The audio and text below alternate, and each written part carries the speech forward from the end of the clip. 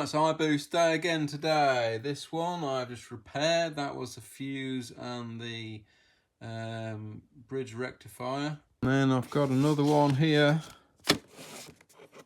Doesn't work. So got to open this up, see what's going on. I'm hoping it's not the bridge rectifier because I've now run out. So I have to order some more if it is. So the diode's got some weird ass measurements on it. I think it's the bridge rectifier though. Weirdly, it's not shorted or anything like that. It's just that pin's got a really odd reading. I've tested everything else, like the RGBT is fine. It's just that diode's just got a really weird reading on it. And the fuse is blown as well, so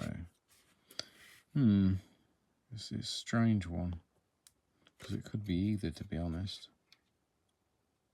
Because of the heat around the bridge rectifier there though, I'm going to go for the bridge rectifier, because usually when these go wrong it melts that rivet in the middle, and that looks fine, so I think it's the bridge rectifier that's the problem.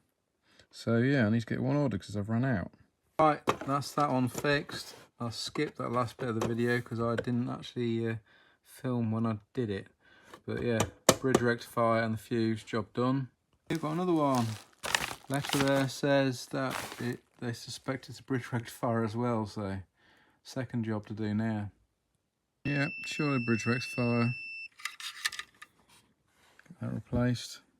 I just replaced the fuse because I thought it was alright for the readings, but apparently not, because it blew my test lead. I've just taken the bridge rectifier off, and that's underneath it. Yeah, I think it's safe to say the bridge rectifier was knackered. Okay, we're on. It confused me a bit for a second there because it had blown the circuit breaker, so I couldn't work out why it wasn't working. And then realised that when I tried to plug it in before, it had blown the circuit breaker, so that'll be why.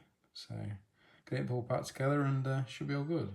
There we go, it's all back together, ready to send back to the customer. It's another Iboost done, job done.